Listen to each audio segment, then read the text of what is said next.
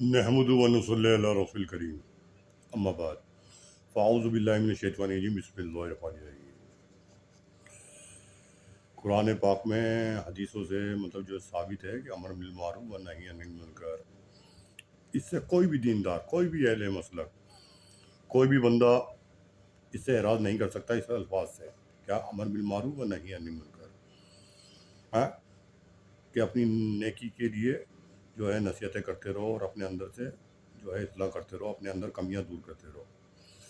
صحابہ کرام رضوان اللہ تعالیٰ علیہ مجمعین کا اپنی دور زندگی میں ایک دستور عمل تھا۔ جب امر بالمعروف کرتے تھے نا تو نہی و نہی عن المنکر کے ساتھ کرتے تھے۔ امر بالمعروف کرتے تھے لیکن نہی عن المنکر کے ساتھ کرتے تھے، تاکہ پہلے دوسرے کو نصیحت سے پہلے اپنے اندر وہ کمیاں جو ہوتی ہیں، عیوب تھے، اس کو دور کرتے تھے، تب وہ نصیحت کا اثر ہوتا تھا، ایک دوسرے کو دیکھ کے لوگ عمل پیرا ہوتے تھے، عین شریعت پہ چلتے تھے۔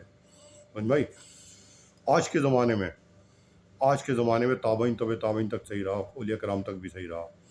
ہمارے اندر تو مجھ جیسے نالائق میں گندر میں یہ سب سے بڑی عیب یہ ہوتا ہے کہ ہم امر بالمعروف و نہی امر بالمعروف کرتے ہیں لیکن نہی عن المنکر کو چھوڑ کے کرتے ہیں۔ امر بالمعروف جیسے ضروری ہے نا، اشد ہے، ایسی وہی نہی عن المنکر اشد ہے زندگی کے اندر۔ اگر مجھ جیسا نالائق نہی عن المنکر کو چھوڑ کے امر بالمعروف کرے گا، وہ نافع نہیں ہوگی، دوسرے کے لیے نہیں ہوگی، نہ اپنے لیے ہوگی نہ دوسرے کے لیے ہوگی۔ اپنے لیے ایسے نہیں ہوگی، اپنی زندگی میں عمل کر کے ہی نہیں دیا میں نے، صرف علم پر رہا، عمل کرا ہی نہیں میں نے، اور دوسرے پہ اثر نہیں کرے گی۔ جب میں نے خود عمل نہیں کرا، دوسرے کے قلوب کو کیسے ہلا دے گی؟ دوسرے کے قلوب کو ہلا ہی نہیں سکتی، صرف تمہاری باتیں سن کے وہ ایک قصہ کہانی سن کے اٹھ کے کپڑے جھاڑ کے چلے جائے گا اور بھول جائے گا کہ میں کیا سن کے آیا تھا۔ جب آپ کے اندر پوری عین شریعت اتری ہوئی ہوگی نا، عملی جامہ پہنا ہوگا علم کے اندر، آپ نے عملی جامہ پہنا ہوگا علم کے اندر، آپ نے وہ نہی عن المنکر کے ساتھ امر بالمعروف کرو گے تو اس کے قلوب کو ہلا دے گی اور وہ بعمل ہو جائے گا۔ جتنا علم ہوگا نا اپنی زندگی کے اندر، عملی جامہ عملی طور پر پہنتا جائے گا، کیونکہ اثر ہوتا ہے زبان کا بھی۔ سمجھ بھائی، اب میں ایک تحریر پڑھ رہا ہوں، وائز حضرت مولانا مسیح اللہ صاحب نور الہم مرکز کی، ذرا سماعت فرمائیں۔ وہ اسی کے متعلق ہے ساری باتیں جو میں نے ابھی بتائیں، ذرا سماعت فرمائیں۔ مجنوں کی حکایت۔ ایک مرتبہ بہت سے مجنوں بن کر لیلا کے دروازے پر آ کر بیٹھ گئے۔ بہت سے مجنوں اس کے عاشق لیلا کے اس کے دروازے پہ بیٹھ گئے۔ باندی نے کہا کہ آج بہت سے مجنوں آ کر بیٹھ گئے، کیسے پہچانوں کہ حقیقی مجنون کون ہے؟ لیلا نے کہا کہ جاؤ یوں کہنا کہ کچھ ایسی تجویز ہوئی ہے کہ لیلا کو تھوڑے سے گوشت کے لوتھڑے کی ضرورت ہے، اس کو اپنے جسم میں استعمال کرے گی۔ اب باندی جس کے پاس جاتی، کوئی کہتا یہ قصاب خانہ ہے، یہ کوئی مذبح ہے، گوشت تو قصائی کیا ملے گا؟ مصنوعی مجنون تو یہ کہہ کر چلے گئے، جو واقعی مجنون تھا وہ بھی بیٹھا تھا۔ اس نے باندی سے کہا یہ پوچھ کر آ کہ کون سی جگہ کا چاہیے۔ باندی نے لیلا سے جا کر کہا، لیلا نے جواب دیا، اور وہ بھی خامی سے یہ پوچھتا ہے کہ کس جگہ کا چاہیے۔ یعنی لیلا نے کہا وہ بھی خامی ہے اس میں بھی، وہ بھی حقیقی مجنون نہیں ہے، بلکہ یہ پوچھتا ہے کہ کہاں کا چاہیے، یعنی وہ بھی حقیقی مجنون نہیں ہے۔ یہ حضرت والا رحمۃ اللہ فرما رہے ہیں۔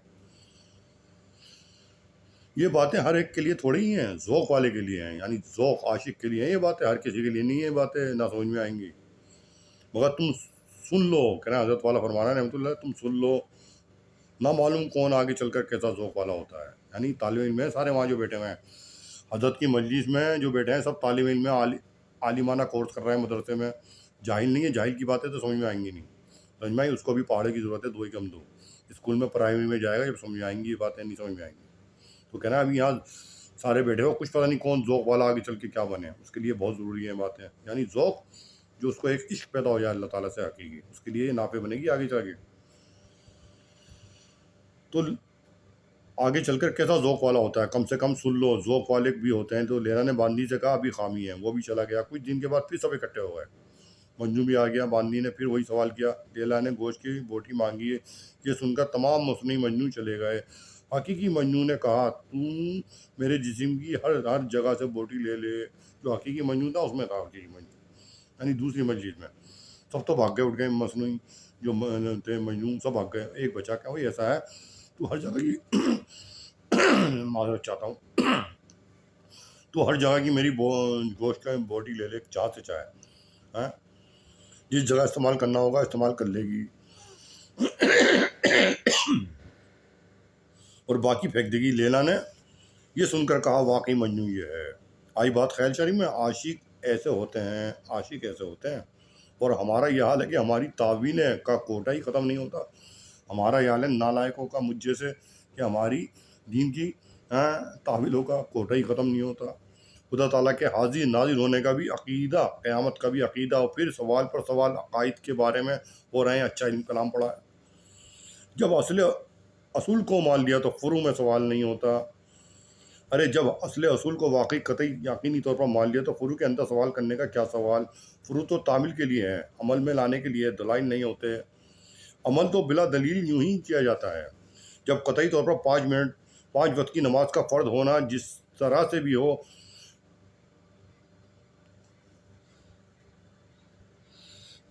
بھی ہو پہنچا، مان لیا، تو پھر اب سوال کے ساتھ جب مان لیا تو مان لینے کے معنی ہیں عمل میں لانا، تسلیم کرنا، سر جھکا ہوا عمل کرنے کے لیے۔ الاسلام گردن نہاد الاسلام گردن نہاد ون بتاعت میزان و منشا کبھی پڑھی ہوگی۔ یہ مطلب تھوڑا فارسی کا لفظ ہے، اردو تھوڑی الگ ہے، کچھ الفاظ الگ ہیں، میرے بس کی نہیں ہے، کیونکہ یہ کچھ فارسی بھی ہے اس میں عربی، مطلب اردو مشکل ہے بھائی، جب ہم زیادہ پڑھے لکھے آدمی ہیں تو علماء کرام سے رجوع کرنا ہے اس کے بارے میں، تو ہم اٹک گئے نا یہاں پہ، ہم زیادہ قابل آدمی نہیں ہے، کبھی سوچو جی بہت قابل ہے، قابل صاحب آپ حضرات ہیں سب جو سننا ہے۔ اسلام کے معنی فرما برداری کے لیے گردن رکھ دینا۔ جب اس درجے کا اعتقاد وعقیدہ ہو جائے تو پھر سمجھ میں نہیں آتا کہ اسلام میں دیر کیوں ہو رہی ہے۔ کیا بات ہے کہ اخلاق میں کمزوری سے کمزوری کیوں چلی جا رہی ہے، پختگی کیوں نہیں آتی جاتی؟ اب تک حسد کا مرد ہی نہیں نکلا، اب تک تکبر ہی نہیں گیا۔ واہ رے طالب اصلاح، واہ رے طالب علم، ابھی تک 5 وقت کی نماز بجماعت تکبیر اولا کے ساتھ پڑھنے کا شوق نہیں ہوا۔ واہ طالب علم، واہ شاباش، یہ بات تمہاری پیٹھ ٹھوکنے کی ہے، شاباش شاباش۔ دیکھو کیسا اچھا علم پڑھا، یہ بھی پڑھ لیا، وَلِكُلِّ دَرَجَاتٌ مِّمَّا عَمِلُوا، وَلِكُلِّ دَرَجَاتٌ مِّمَّا عَمِلُوا، ہر ایک کو اس کے عمل کے موافق درجات ملیں گے۔ پھر مشکوٰۃ شریف بھی پڑھ لی، اس کے بعد 10 کتابیں دورہ حدیث شریف کی بھی پڑھ لی، اب تک 5 وقتہ نماز کا باہتمام تکبیر اولا پابند نہیں ہوا۔ سردیوں میں سردی لگنے کا پھیر ہے، اس لیے تعویلیں کرتا ہے۔ علم یقینی سے عمل مختلف نہیں ہوتا، علم یقینی سے عمل مختلف نہیں ہوتا۔ کسی چیز کا علم یقینی منفعتی دفع مضرتی ہونے کے بعد، کسی چیز کا علم فائدہ مند منفعتی فائدہ پہنچانے والا دفع مضرتی ہونے کے بعد، یعنی جو چیز فائدہ پہنچا رہی ہے دفع کر رہی ہے مضرتی یعنی اذیت، جو نقصان پہنچانے والی چیزوں کو ہٹا رہی ہے فائدہ والی چیزیں، عمل کے ترک کا سوال پیدا نہیں ہوتا۔ اس طرح بعلم مضرت یقینی اس عمل کے کرنے کا بھی سوال پیدا نہیں ہوتا۔ دیکھو دھار والا آلہ کہ انگلی پر چلانے سے یقین کاٹنے کا ہے، یعنی کوئی دھار والی تلوار ہے، اس پر آپ انگلی چلاؤ گے، پتہ یقینی علم یقینی ہے کہ کاٹ دے گی، حالانکہ احتمال بھی ہے کہ نہ کاٹے، حالانکہ احتمال بھی ہو سکتا ہے نہ کاٹے، لیکن کٹنے کا ایسا یقین ہے کہ نہ کاٹنے کا احتمال ذہن میں نہیں آتا، یعنی کٹنے کا اتنا یقین ہے، نہ کاٹنے کا ذہن میں احتمال آتا ہی نہیں، کوئی بولتے بھی اپنی انگلی نہیں چلائے گا، اب بائی چانس نہیں کاٹے لیکن اس کے دماغ میں یہ بات نہیں آئے گی تھا کر کے دیکھ لیتا ہوں، نہیں کرے گا، جیسے زہر میں ہے نقصان پہنچانے کی مضرت ہے، اس میں مضرت ہے کہ ختم کر دے گا، لیکن کوئی دھوکے سے بھی نہیں پیے گا، ہو سکتا ہے بچا لے لیکن وہ سوچ کے بھی نہیں پیے گا کہ شاید بچ جاؤں، نہیں پیے گا وہ، یہ کہ فرما رہا ہے میرا عزت والا۔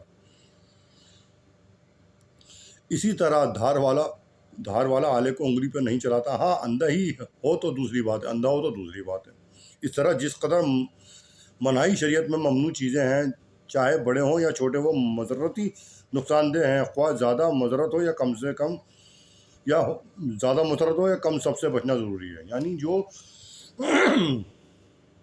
منع نہ ہے شریعت کی، یعنی وہ ناجائز چیزیں، وہ ناجائز امور شریعت کے اندر جسے منع ہے کرنے کو، سب کو پتہ ہے اس سے آخرت خراب ہوگی، دنیا بھی، لیکن سب سے بچنا ضروری ہے نا، کیونکہ چھوٹی مضرت ہو کہ بڑی مضرت ہو جاتی ہے، یعنی چھوٹی چیز ہے نا، پھر جو نقصان چھوٹی پہنچانے والی ہوتی ہے آگے چل کے کیا بنتی ہے بڑی۔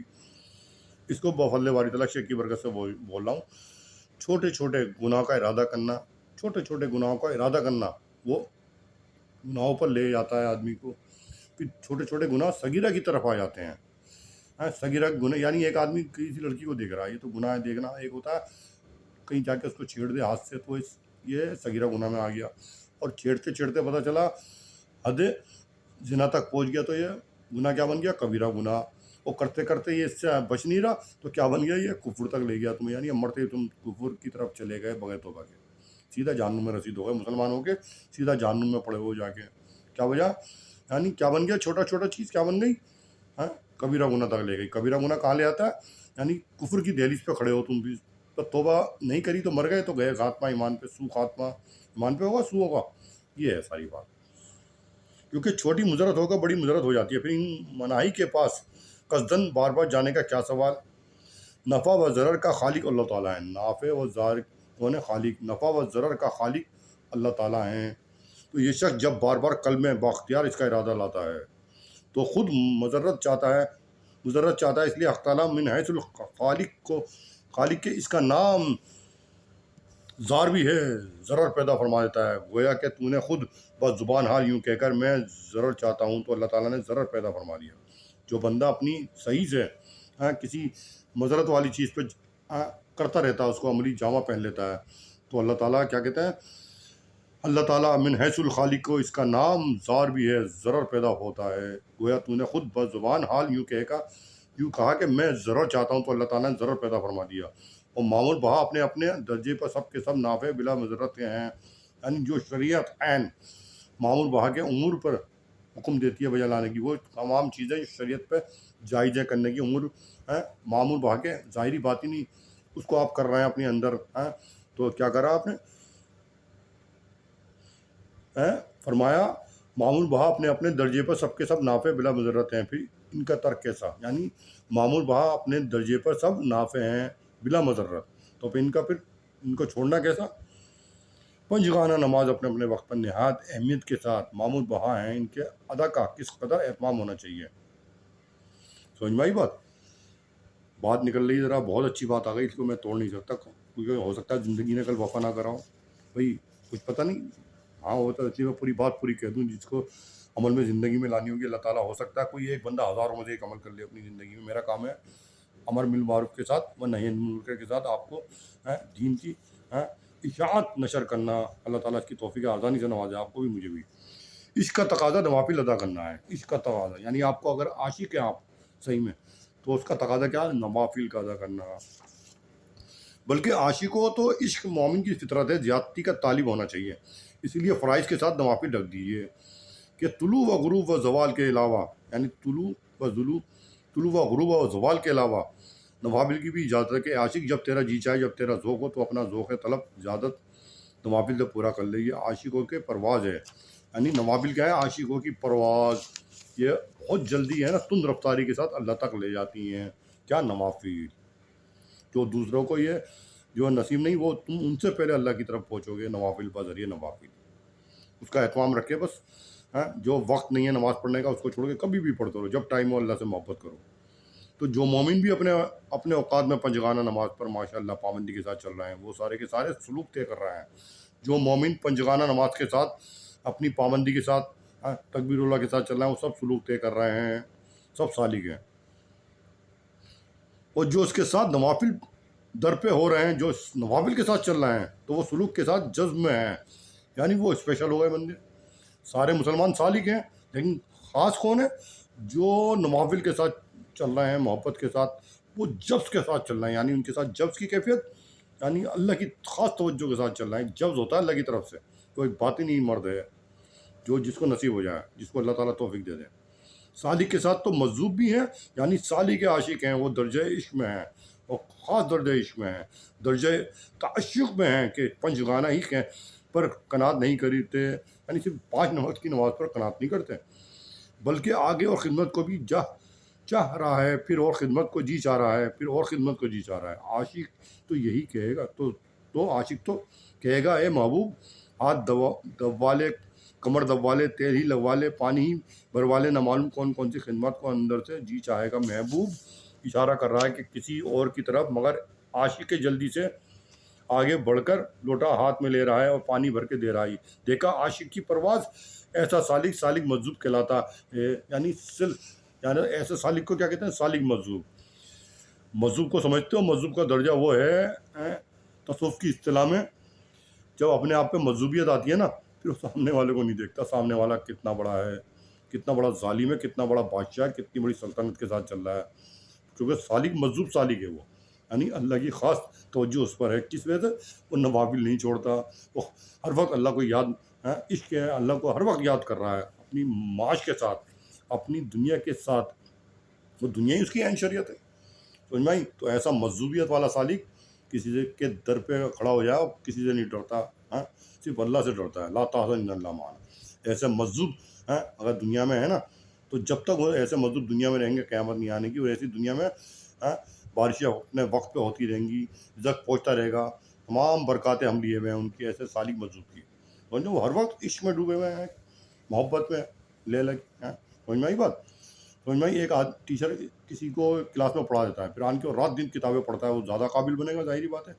ایک ایسے ہی کسی نے کسی کو کراٹے سکھا دیا مثال کے طور پر، سیکھ کے ٹیچر نے سکھا دیا، گھر پہ آ گیا، لیکن وہ رات بھر محنت کر رہا ہے، رات بھر محنت کر رہا ہے، ٹیچر نے تو کلاس لے لی اس کی، اس کے بعد رات دن اٹھ کے محنت کر رہا ہے، صبح بھی اٹھ رہا ہے جلدی اور رات کو بھی کر رہا ہے، پھر وہ کیا بنے گا آگے چل کے؟ کیا بنے گا؟ وہ آدمی بنے گا بروس لی ٹائپ کا آدمی، جو اس کا پورا دنیا میں نام ہوگا۔